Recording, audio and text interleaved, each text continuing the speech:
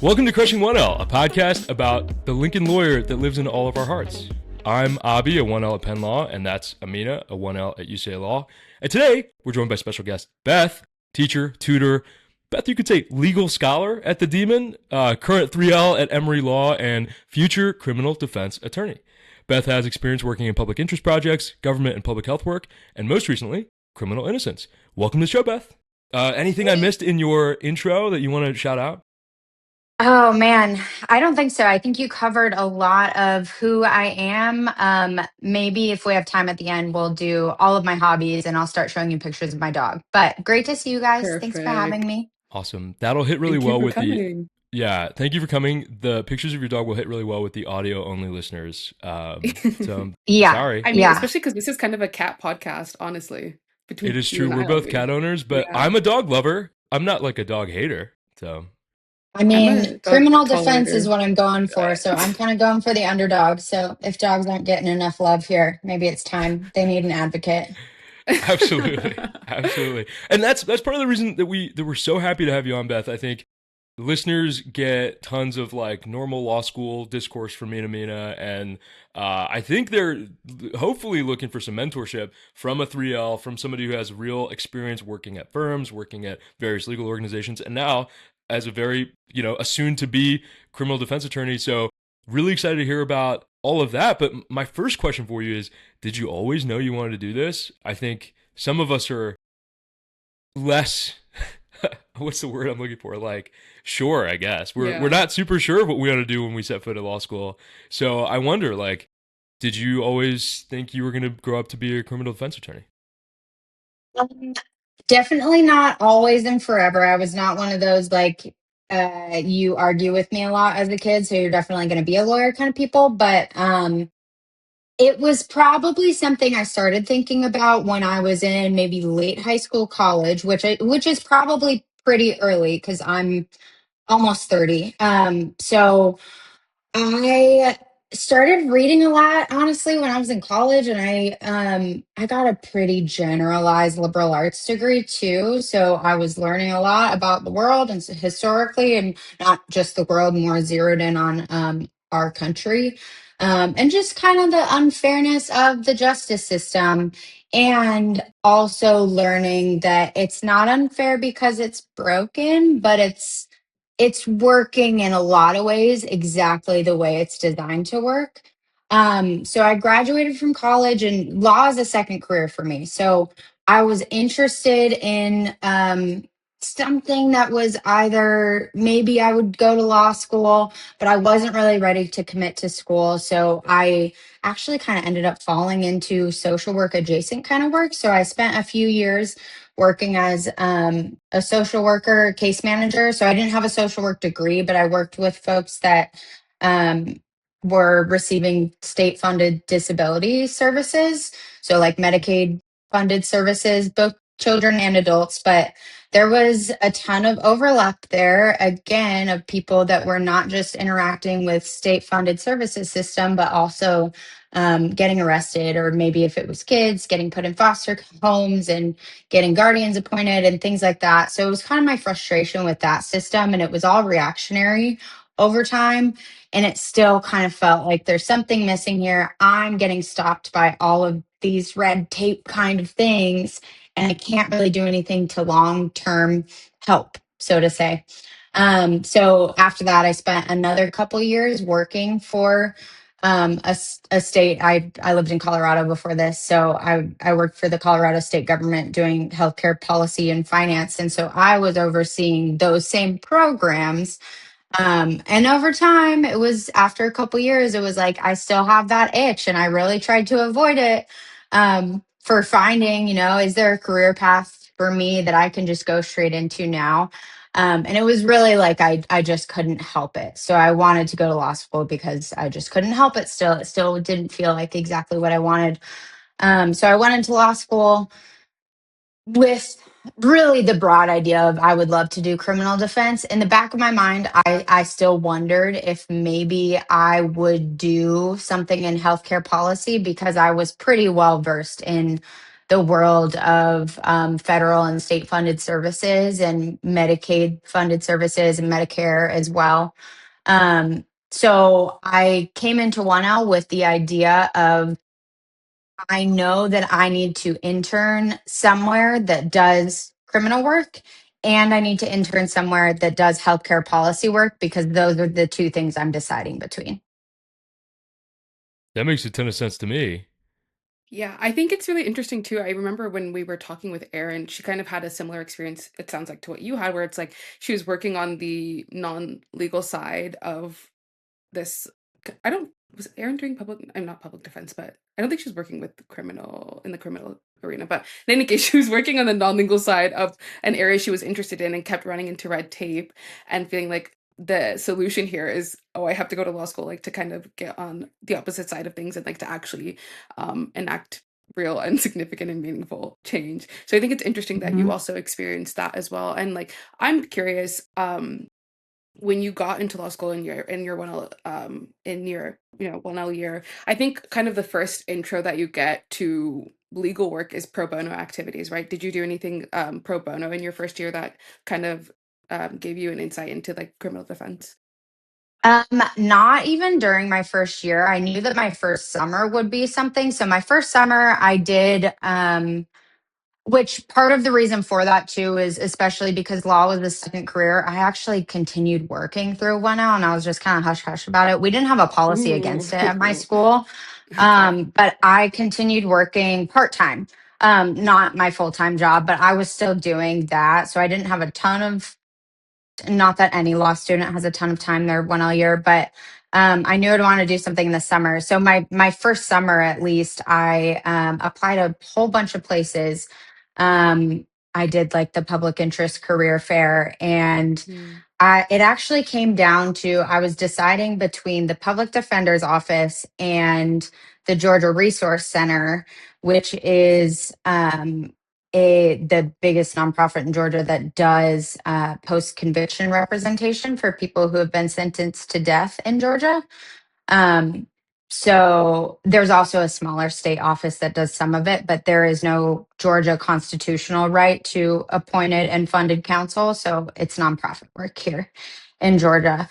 So I ended up going with that work at the Georgia Resource Center and doing post conviction work, which is like habeas corpus appeals and things.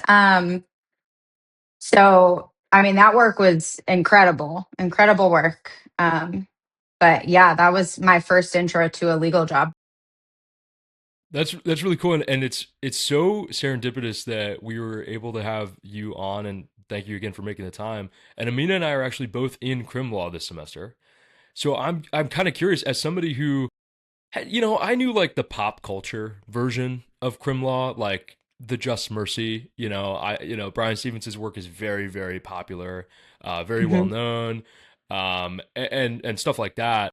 But I don't really know anything about crim law. I'm actively learning it right now. Did anything you learned your 1L year, like for instance your 1L crim law class, did that influence your choice of your 1L summer? Or did it make you feel like you were making a more informed decision? Yes, and probably not in the way that you think. So I actually remember very vividly. And then remember, the backdrop to this is like I'm in this place of thinking, I love Brian Stevenson. Some days I just turn on podcast episodes that I've heard of him before when I'm just like tired, and I'm like, I just need to hear. Honestly, it's like he's just inspiring, and he Actually, does true. beautiful work. And I'm like, how do Definitely. I be like Yeah. him? Um, but I was in that place of thinking, do I want to go the healthcare route or do I want to go the criminal route? And it was actually, I think my second crim law class that I ever had, we did theories of punishment that day. So you start talking about, why does the state punish? Why do they get to punish? Okay, the people have given the government the authority to punish. That's part of the agreement that we make to form a democracy, blah, blah, blah. And here's the reasons: we've got retribution, or we've got deterrence, or we've got utilitarianism, or we've got rehabilitation. And does that ever happen? And And it was actually that I went to class and I heard, as we were having a very well led discussion by my professor, but people in my class said the most out of pocket stuff I had ever heard. And I was like, these people that I'm in law school with, some of them have just said like really hateful things about just like eye to eye for an eye kind of punishment and just lock them up and they're done.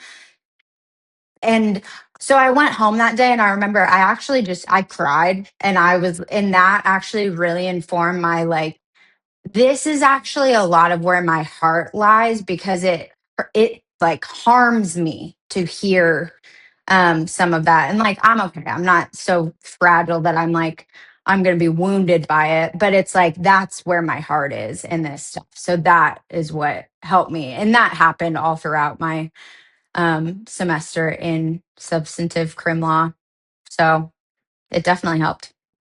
Yeah, I mean, I think that's I'm so glad that you brought that up and mentioned that because I mean, Abhi and I were talking about this, like, especially at UCLA, we have the critical race studies program, and like my professor for crim is a professor in that program. So, like, again, like you can very obviously tell, like, there's a specific understanding until on our learning and curriculum that like we have in our conversations, but like definitely like I don't should I even say that? Like sometimes I'm sitting in class and I'm just like, whoa, what did you just say? Like what are we talking about here? So like I like it's interesting to hear like that also reflected in your classrooms and like pushing you towards your this path of criminal defense. But like yeah, I think so often like especially on that conversation of like why I'm now going down this like thread of like the legal theory here, but like so interesting to me, like why do we punish? Like I've been reading which this is the book club book. Shout out to the book club book, but this is the Book book club club book shout for this out. month. Jailhouse Lawyer by Calvin Duncan and Sophie Cole. I Um just put that on my list. Okay. Yeah. I got to read it's it. incredible. It's so good. And then also I Yeah. watched The Alabama Solution, which I was talking about with Abby last week. But like it's just like when you consider like why do we put people in prison for decades of their life, like never to come back out, whatever, like no parole or all these different things, like why are we doing that? Like what really is the purpose of that? Like I won't go on a whole tangent of that, but like super duper interesting and like clearly something I'm passionate about. So really Yeah. inspiring to hear reflected in your Yeah. decision. Totally. Yeah. I mean, I just like when that would happen in class, it's almost like I would look around and be like, am I crazy? But at the same time, it's also like hope I mean, that sounds great if you have a program and a professor who's maybe helpfully teaching about what people outside of your own experience in society is experiencing because it's also like people got to learn somehow, but if people have never experienced it, never even been like 1 degree removed from somebody who has run into the criminal punishment system, then of course they believe the propaganda of just we got to lock these people up. Yeah, it's Yeah. tough. Yeah.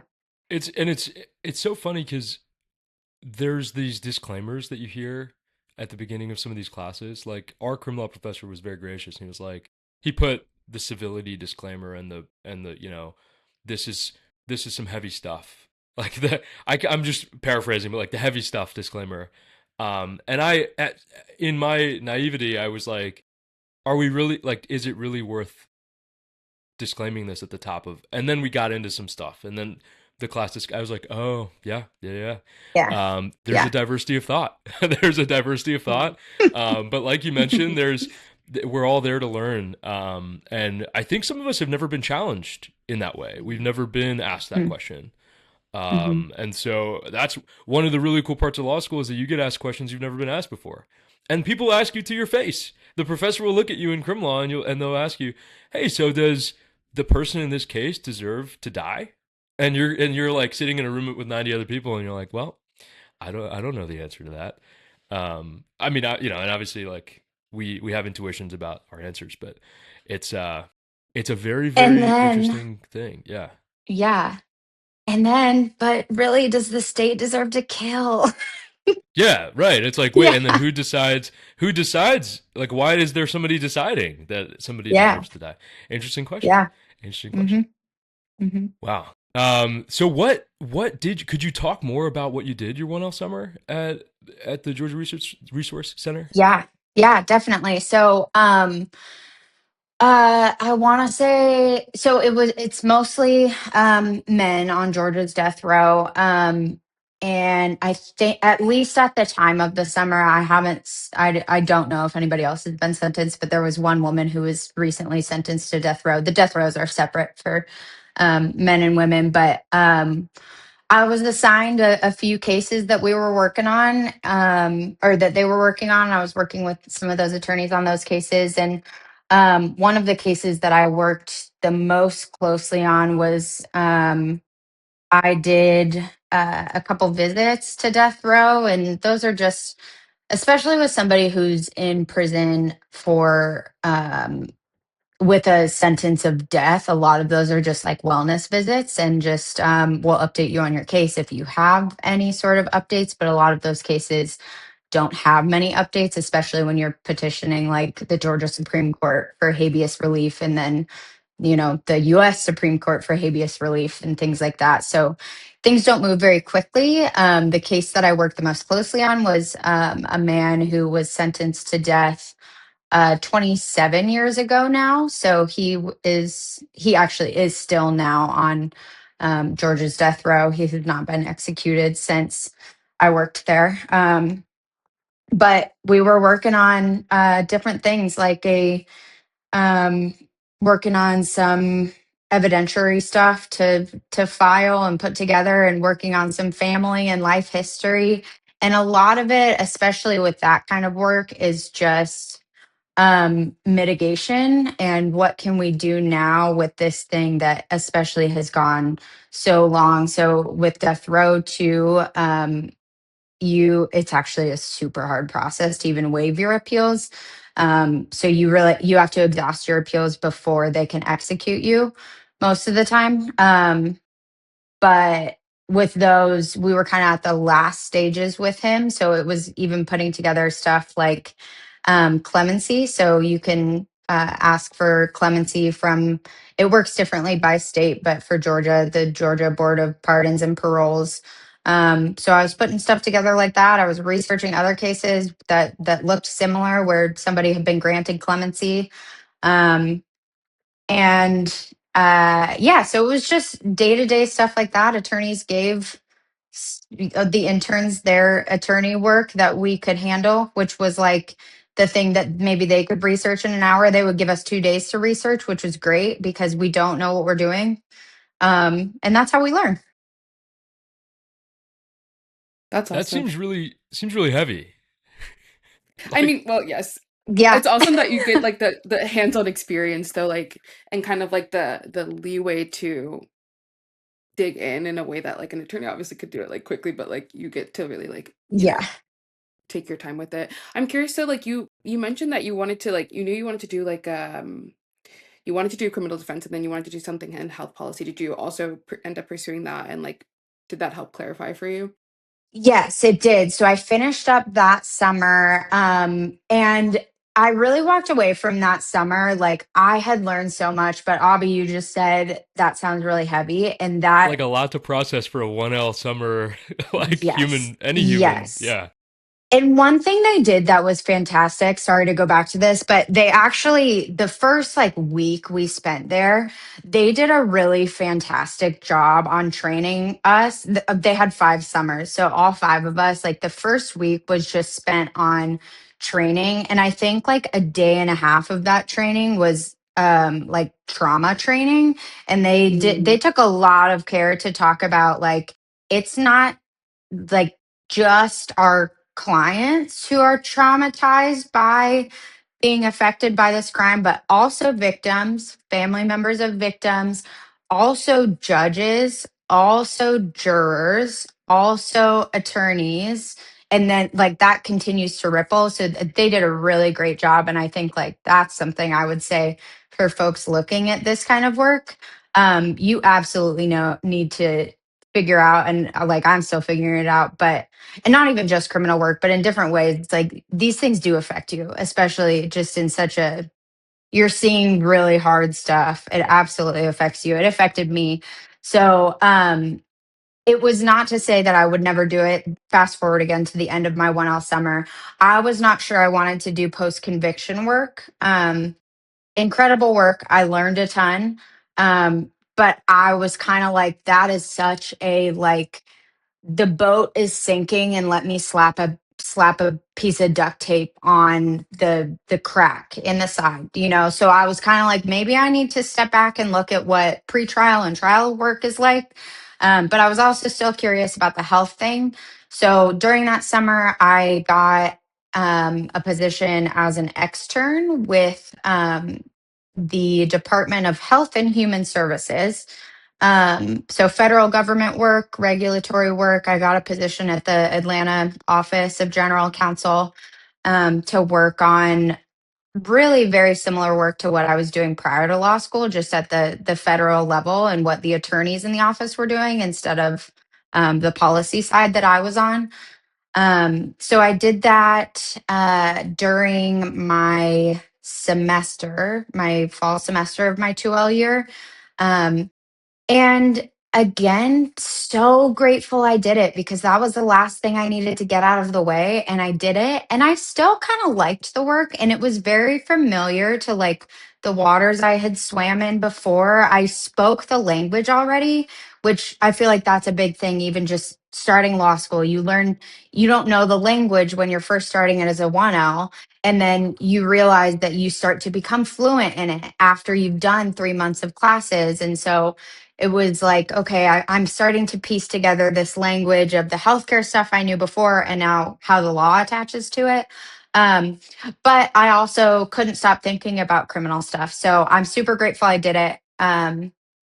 It was like viable work that I could pursue, but it was again just like that's not where my heart is. So And for anybody who is listening that feels really drawn to working at the Georgia Resource Center or in externing for a government like agency, not agency, but like whatever the word mhm. is for that. My It admin is, it professor is is. gonna lose his mind that I don't know the word. Yes, agency. Yeah. Do you have any like, and this is kind of weird, but like any nitty gritty like tactical technical advice for like how do you make yourself a good applicant for an organization such as those? How do you is like the cover letter? Does that matter? Do Yeah. grades matter? As I'm sure they do to a certain extent. Do you have any kind of advice on that? Yeah. Yeah, I do. So both of those are public interest positions, right? So, like both, I mean, even my first summer was an unpaid position. That's not a secret that when you get hired as a nonprofit at a nonprofit, doing legal work, it's not going to be a paid position. Um, your school might have grants and stuff that you can apply for. So, if anybody's listening as they're looking for jobs, those are options too. But with work like that, what I have seen is they want to see that you are not just ticking boxes and just putting out generic cover letters um, that are just copy and pasted to everybody, which is true for any job, I know, but I think especially in the public sector or public interest world, they really want to see that the avenue that you're taking is something that you actually care about. And there's a whole, like it could be debated about like, is that because at nonprofits in general, like you're gonna have to sacrifice for it? Yes, it is. It's that you are taking like some sort of sacrifice in not getting a super high dollar salary. They want to see that you actually care about it and you're doing this work probably for lower pay eventually. Um, so, not to say that you need to lie on any applications, but just having genuine interest, even if it's not something you know anything about.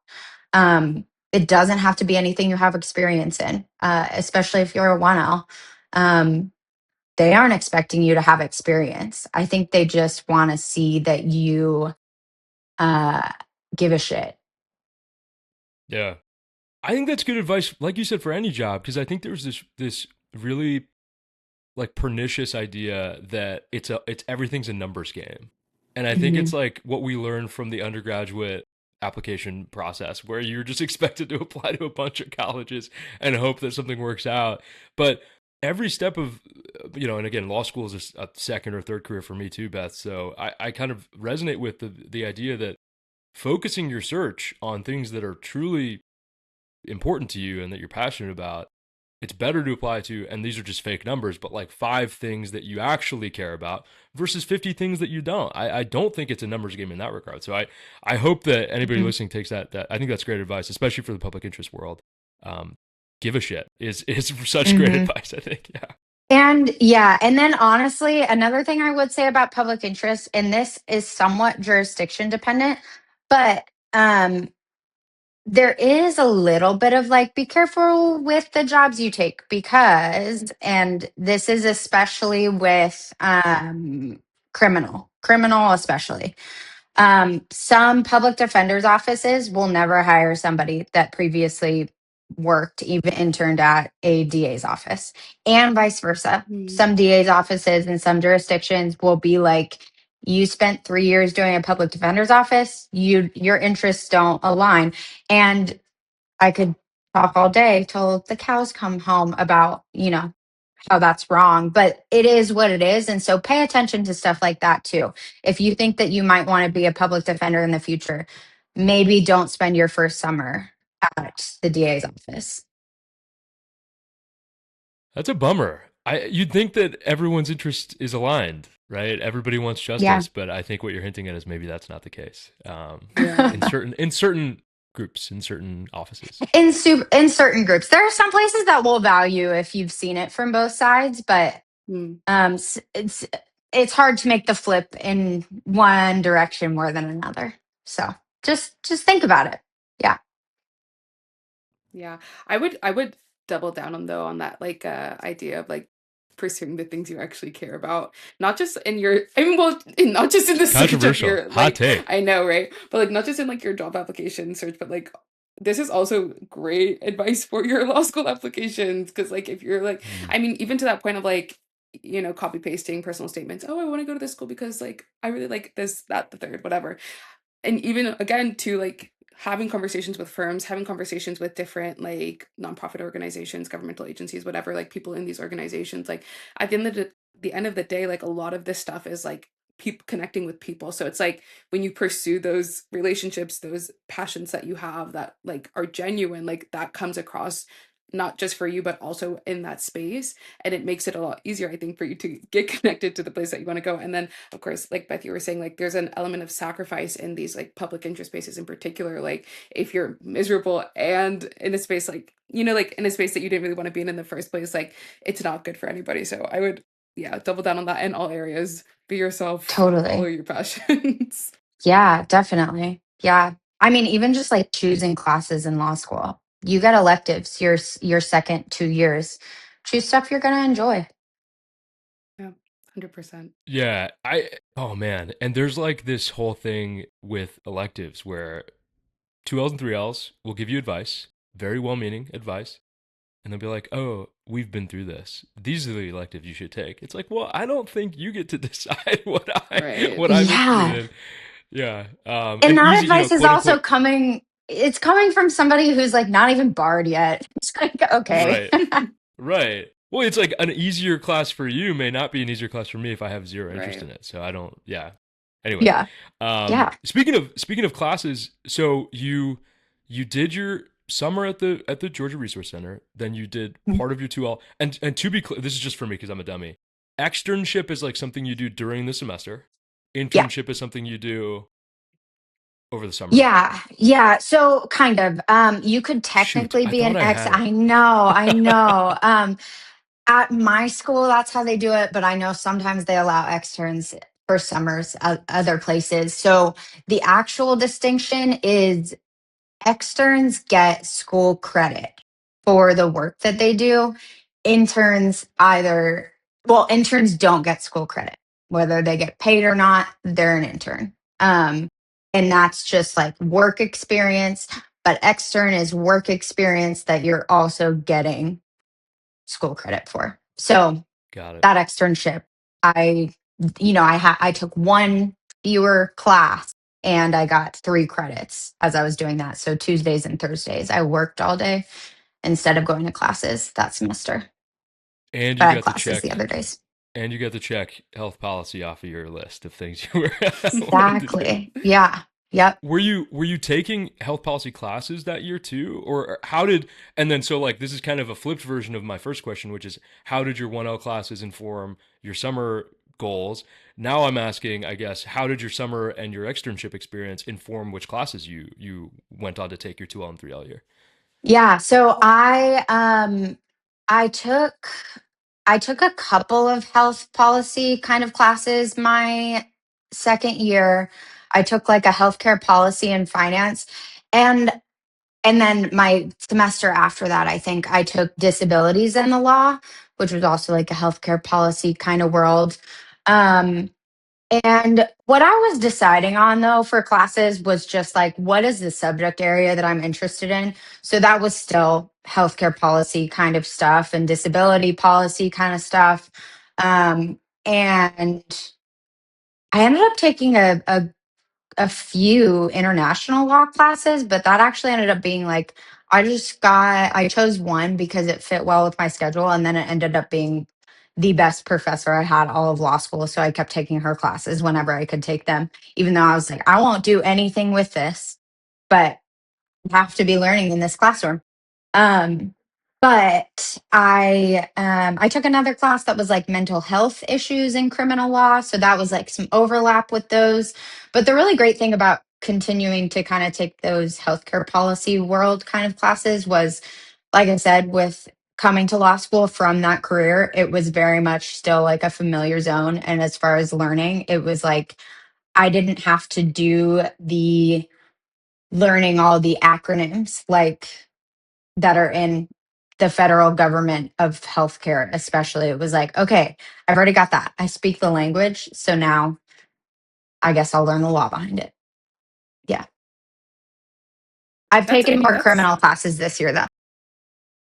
yeah, that's huge. So like, cannot be understated how like how good it is to have a background understanding of something like, especially when you have to come into like these legal concepts that are already so foreign on their own. Like even for me, like I'm in an entertainment class this semester, and like my background is entertainment, and like just some of like the lingo of the agent, like the agencies and the, the town or whatever, the trades, blah blah blah. Like if I didn't have like my own background in these things, I'd be like, what are we talking about? In addition to like the legal stuff added on top of it. So like so huge to have like background in like these areas. Definitely. Totally. Yeah. It's Yeah. like homey in a class, especially after 1L year where it's like, I just learned so much. And then it's like, okay, finally, something's a little familiar. Oh my God, 100%. I'm curious though, like I know so you did like you did your first summer you did your first summer in the criminal defense firm. You did your Mhm. second summer also criminal defense after your externship. That's Yeah. right, yeah. And Hmm. then like now you're also doing another externship in your 3L spring I'm at semester. the same one. So I'm a 3L now. So after I externed at HHS, I was like, okay, I guess I have to look for a job. I don't think I'm going to do healthcare, but I was like, I have no Yeah. idea. I have no idea. I think, yeah, I mean, I was like, I want to do criminal defense. I don't know exactly what that looks like. And the funny thing, especially since you talk about the numbers game, um, Bobby, I literally applied for 2 jobs my 2L fall in November. And that's because I was like, I have to apply for something. So I was Mm. like, and so I applied at the firm that I work at now. And then there was a second application that I just happened to see after I submitted my stuff, and all they wanted was a resume. So I was just like, okay, whatever. So I applied with them too. That was like an insurance defense position. Horrible idea to apply for that because I interviewed for them. And when they asked me, so what do you know about us? I did not have a good answer. So don't do that, folks. But I applied for this criminal defense firm though. And I was kind of like, I don't know. I like it could be terrible. It's a small firm, it's a boutique firm. Don't know what that means. It's going to be pretty close quarters. But I went for my first interview and I was like apprehensive, but I was like, I really liked them. Mm. Shockingly, it was like an OCI. So I was like, I think I really liked them. Guess we'll see. And it was like, I think it was a Friday that I interviewed. And by Friday afternoon, they had invited me to come interview again at the office on Monday. So I was like, okay, yes. So that day I went and I was like 20 minutes early. So I went and parked in the CVS or Trader Joe's parking lot that was like across the street. Cause I was like, I don't want it to be weird if I show up too early. But I went to the interview, and that second interview was like, we basically just chatted, and I left. Um, and I remember on my ride home heading back to school, just being like, did I just like hit the jackpot, or is there some kind of like bait and switch happening? Just really enjoyed all of them, and I was like, this seemed like a really good environment. And, maybe not for everybody, but it was like, I just felt like I meshed so well with them. Um, and so I got an offer there to start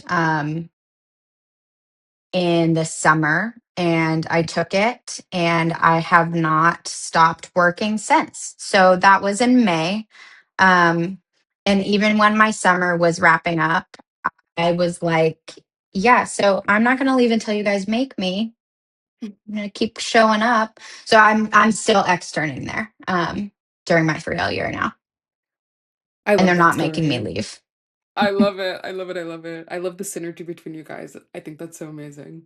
That is Yeah. that is what every story I think. And if anybody's worried about like law school and recruiting and job stuff, that is exactly how it went for everybody that I know that like just Mm. click. You just click. You click Yeah. with a group of people and you're like, "Whoa, I'm so glad I applied to this."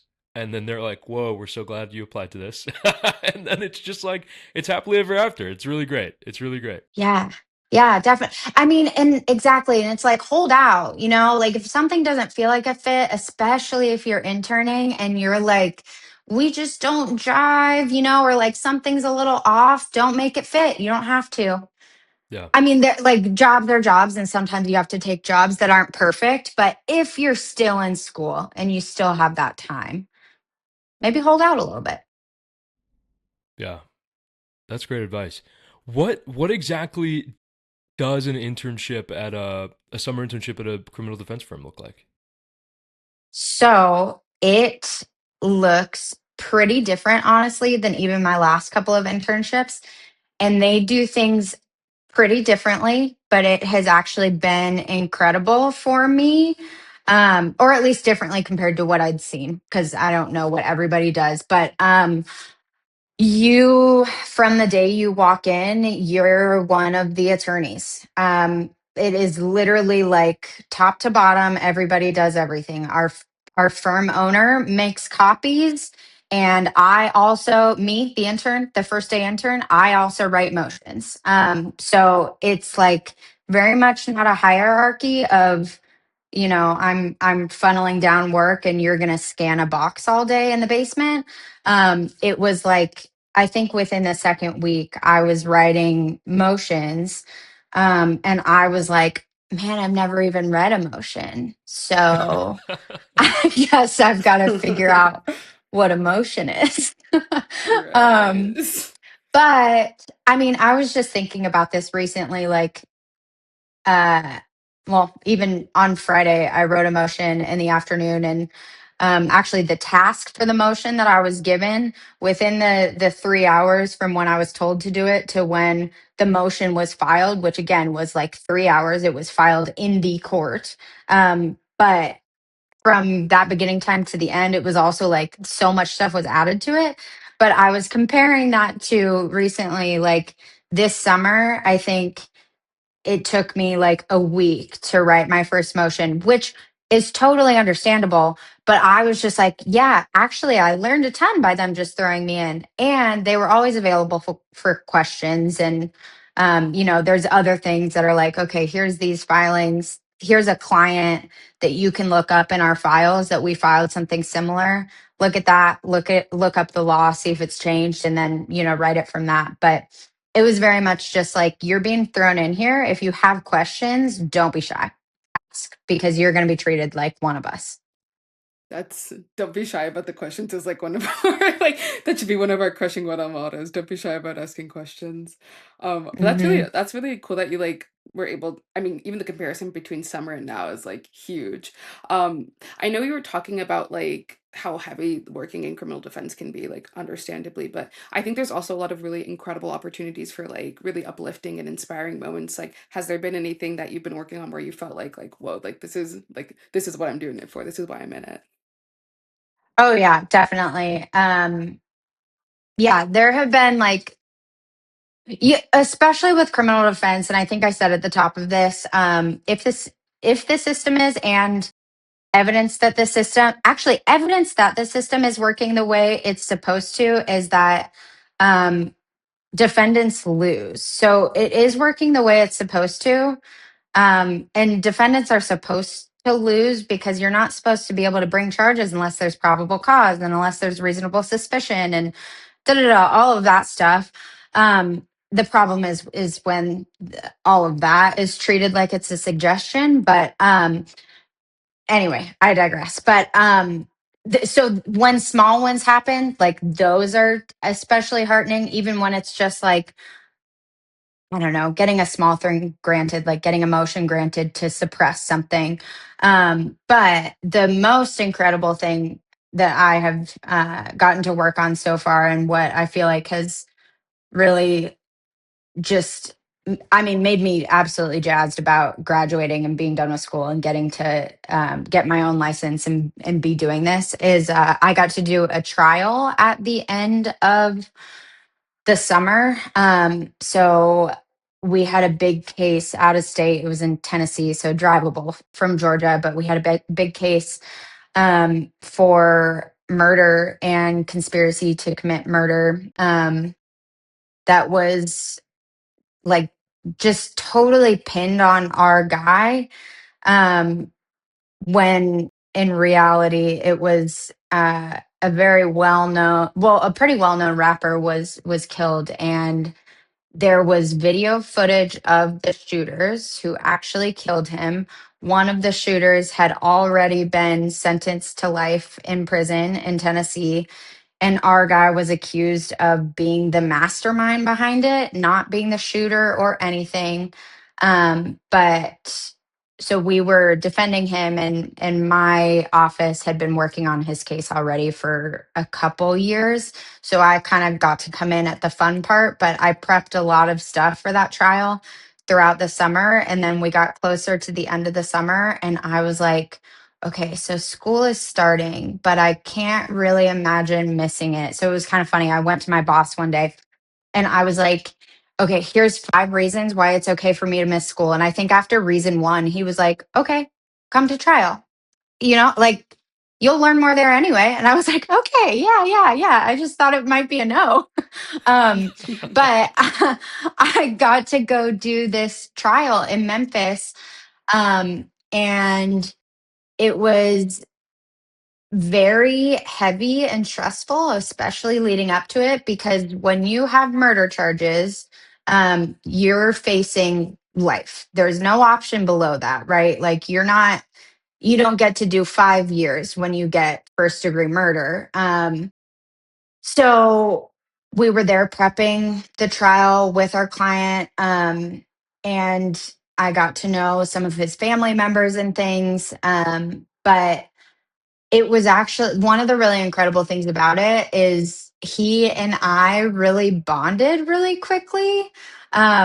And he has a daughter who's a little bit younger than me too. And we got to see her a few times, but especially as we were starting trial and things, she would like make sure her dad, his tie looked okay. And she would text me and check with me about like, did he show up looking okay today? And did he say anything crazy? Do I need to talk to him? um, but she was great, and like she and I would FaceTime after our trial days and things, and just talk. But about what happened, if she had questions and things like that. And same with him, especially in my position as an intern. Um, we had two attorneys that were like first and second chair on this. But because of that, they were pretty busy on the legal issues and arguing in front of a jury. So a lot of it, they were literally in front of a judge. So I was with our client almost the whole time, and talking with him, and like, let's keep each other calm down, let's be cool about this was a case too where it was like cameras in the courtroom and stuff. So for him, it was like, you're being so televised right now, that keeping it cool was important, in front of your jurors, but also something so highly publicized.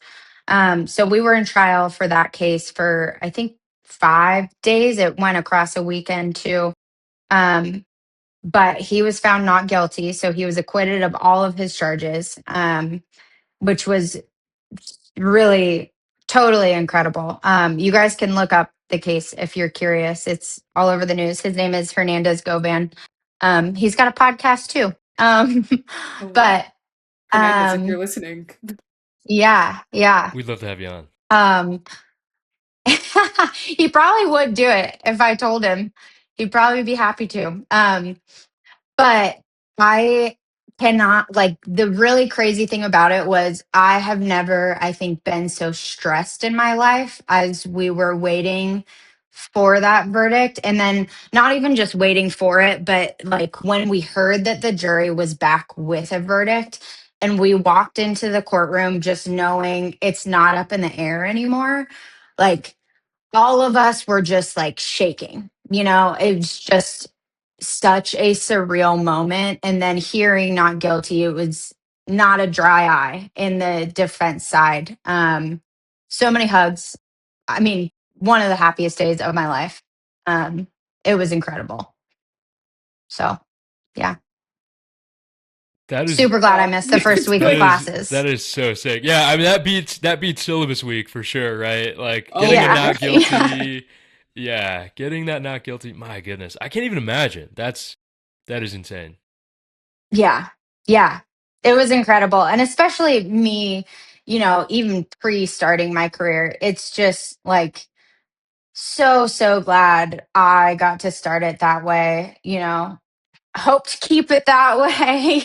um, we'll see, with other cases and things, but it absolutely, I mean, attorneys that I work with have told me that the first case you work on, like, that will color your career. And man, am I grateful that it was a client that I got to know really well and really care about and got to know the family and things. And that so far also has been true about all clients. I think it's just a very people business, um, but it was just a really incredible experience. And I think for coloring you know, defense work and trial work going forward, it'll be cool. It sounds like.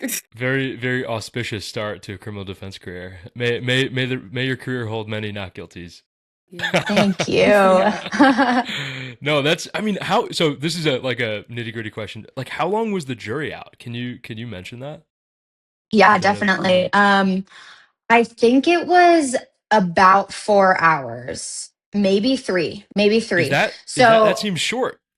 Yeah. right? Yeah. So it's kind of short. It just kind of, like, there was another case in my office recently that I was not part of, but the jury was out even shorter than that. So a little bit of a rule of thumb is that if the jury deliberates quickly, it's usually not good news. Because if people finish up a trial and a jury is back quick, they probably all just said, "All right, guilty." Don't even, because it begs the question of, like, you don't need to discuss it, right? People don't Right. need Like to make a decision. the point of the trial is to hope. Well, the prosecutor hopes to prove something, and so if it's a Hmm. quick deliberation, perhaps they've just proved that thing. Yeah. That makes sense. Yeah. Yeah. Yeah. So, but also at the same time, like, even though that's a little bit of a, tricks of the trade thing, if it's quick, it's bad. It's also, juries are like, you don't know what happens, you don't know what your people are going to decide. And like, it's really scary to put, Yeah. you have to, but to put this into 12 strangers' hands. But they decide crazy stuff all the time. Yeah. And they do it fast sometimes too. But so we wrapped up court on, I think it was a Wednesday night. It was I don't know, maybe 5 p.m. or something. And so when the jury goes out, you are typically close to the courthouse or courtroom, because if the jury light goes on, it's either because the jury's back with a verdict or they have a question and they want to give a note to the judge. So we were around at first, like hadn't left for dinner or anything, but we're told to stick around. And sometimes the court will also tell you like you can leave, just be ready to get back within 15 to 30 minutes. So um we were hanging out, and so like the first jury like went on, and so we were like, oh, is this a verdict already? And then we came into the courtroom and they were like, it's a question, court's an order, it's a question. And so the judge reads the question and we're like, okay. And we dealt with that, and then we went back out again for them to deliberate. And I think around 7:30 or 8 we were still at the courtroom or courthouse and outside the courtroom and pacing around in different ways. And the court sent us home. The jury was done deliberating for the night. So it was like, come back at 9 a.m. Um, so I think in total it was like, yeah, maybe 4 or 5 hours, because we came back at, I want to say 9:30 or 10 to court in the morning. And I think we had a verdict by 11 or 11:30. Wow. I can't imagine what that would be like waiting overnight for the, I mean, I'm sure like obviously like it takes a long time, sometimes like longer than 4 hours, obviously, but like, the indecision, Oh, like not yeah. knowing overnight would kill me. Oh my gosh. Yeah.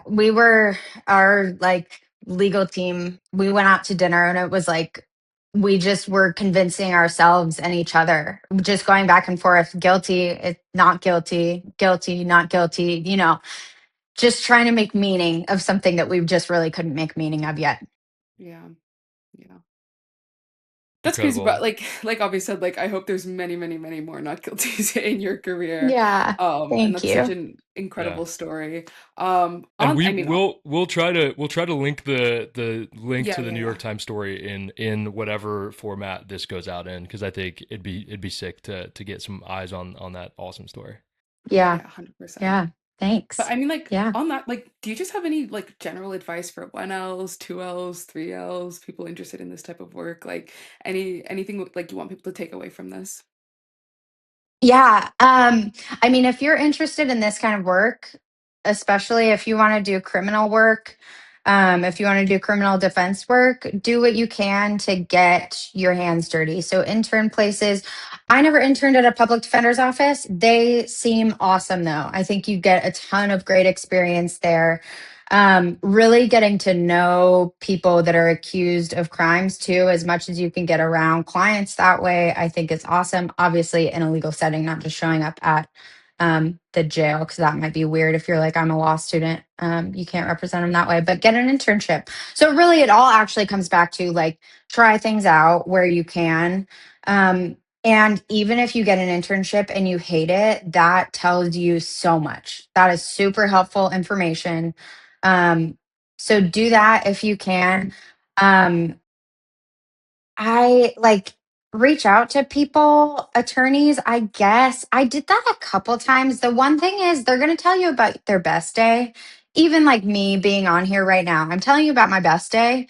You're going to see what it's actually like by getting an internship somewhere and doing the work. So see what externships and internships you can get, because even, take what I say with a grain of salt too, and just know that I told you about the absolute best day, not the pain that we went through during that trial and things, and like the late nights, that's, yeah, just doesn't go on the highlight reel. So um and then my advice, if you want to be a prosecutor, um reassess. Don't. Don't. Don't. Super fair. I um would want my criminal defense attorney. I would want my defense attorney to go on podcasts and say, "Hey, prosecutors, why are you doing what you're doing?" So that's fair. yeah, or I get, yeah. No, I'll leave it at that. I'm gonna stand by. I'm gonna stand by. I love that. I do. So this is maybe too narrow of a question, but how would somebody decide between interning at a public defender's office versus a private firm? Is that, or is it just kind of the opportunities that present themselves to somebody in their geographic area. Yeah, it's definitely opportunities that present themselves in your area. I would say I kind of fell into it doing private instead of doing public defense. And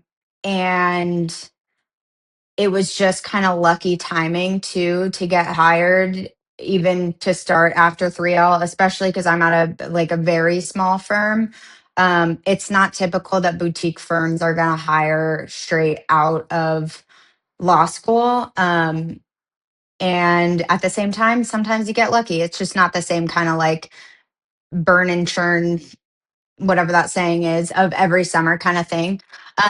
But uh, deciding between it, I think again is still like go work somewhere and try it out. And even like maybe you go to a public defender's office and you try out different areas of law, and maybe you find out that you don't want to do felonies, and maybe you want to do misdemeanor defense. So you figure out, okay, do I want to do that in a public defender's office, or do I want to maybe find a criminal defense firm that specializes in DUI and traffic? Yeah, that makes a ton of sense. I love it. Just go try stuff. Hmm. Go try stuff. Go try stuff that you're passionate about. That seems like good advice to me.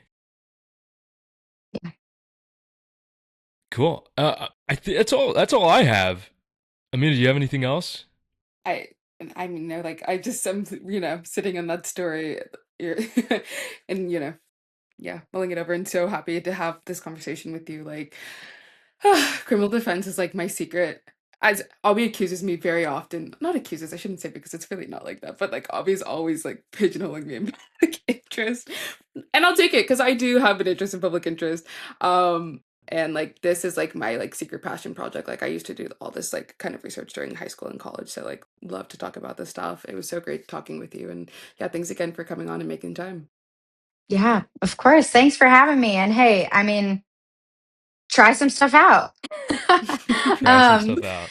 yeah. But I mean, I think even I will shut up, but even that is like, it's great to just have people in all areas of law that are well versed in just knowing what else is out there and maybe what's going on in other areas. And there's options for pro bono work, even if people listening end up being a patent attorney at a big firm later on, you might have to do some pro bono work. So even figuring out what that looks like for you, I feel like it matters in the legal world to know what your passion project is too.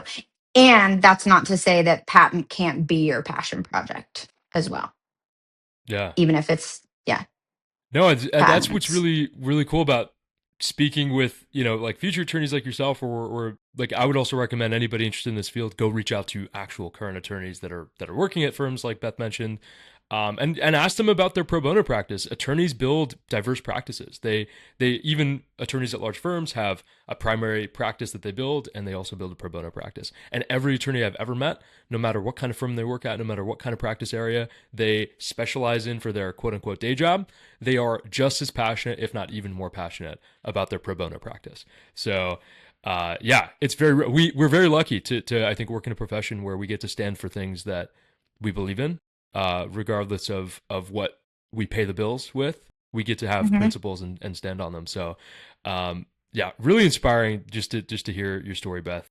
Thanks again for taking the time. Again, we will make sure we link that New York Times story. What an accomplishment by your team.